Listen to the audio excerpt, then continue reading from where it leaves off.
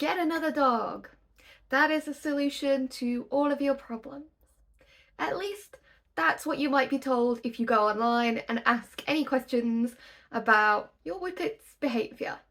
If you go online and ask in any sort of popular Whippet groups, if you're having problems with separation anxiety or a recall over playfulness, there are a lot of people who will recommend you get another Whippet.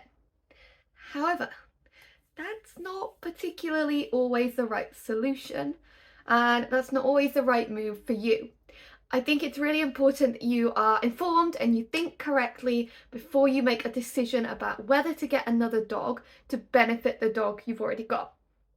And I think we're going to look at a few things here. So first of all, I've had Whippets for 12 years and I've had a multi-dog household for most of that, where I had 3 Whippets and 1 Jack Russell. And I made a lot of mistakes in the early days, and the first mistake I ever made was getting 2 Whippets very close in age. So they would often spat and they would often fall out, and it's because they were both under 2 at the same time. So the first thing you need to think about before you get another dog is, how old is your dog? I personally don't think you should get another dog with your pre-existing dog until your dog is mentally and physically mature. And that might be somewhere between 18 months to 3 years, depending on your individual Whippet. Most Whippets have finished maturing at about 3, but they should be adultish by about 2. You want them to be fully grown up and mature, because having 2 young dogs is the work of having 3 or 4 dogs usually. You need to consider, if you get another young dog with your young dog, do you have the time? Do you have the time, the money, the resources? Having 2 young dogs is hard work. So when you're thinking about getting another dog, you also need to consider how is your dog? How is your dog? Is he a very well trained dog? Is he behaviourally healthy? If yes, that's perfect. If not, what is going on with your dog?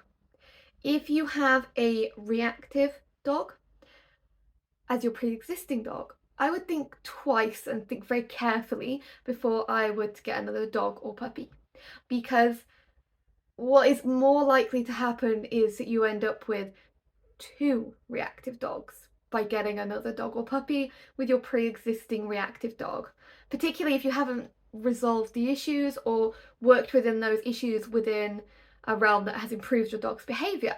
Because if you get a puppy with your reactive dog, your puppy is going to copy with your reactive dog, which means you will need to give them separate walks, separate socialising, separate training. They'll need a lot of time where they have your individual focus. So if I had a reactive dog, or a dog whose training needed some more work, I would not be thinking about getting another dog right now. Put it really simply, getting another dog isn't going to help your dog who already lives with you, your existing dog, in any way.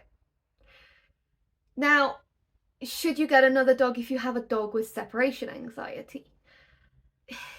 It's probably not going to help. Getting another dog when you have a dog who already has separation anxiety isn't likely to resolve the issue. In fact, again, if you get a puppy with a dog who already has separation anxiety, what you tend to find is the puppy will copy the adult dog, and then you will end up with 2 dogs with separation anxiety. Separation anxiety, true separation anxiety, will not be solved by getting another dog. So, should you get another dog with your pre-existing dog? I would say yes, if your pre-existing dog is an adult. Yes, if your pre-existing dog doesn't have any behavioural problems. Yes, if you have the time to train another dog with your pre-existing dog. And yes, if you're not just getting it to try and fix the pre-existing dog. Getting another dog is hard work, and it does take time to mesh a new dog into your household. So make sure you're making a really informed choice before you go and get that second dog.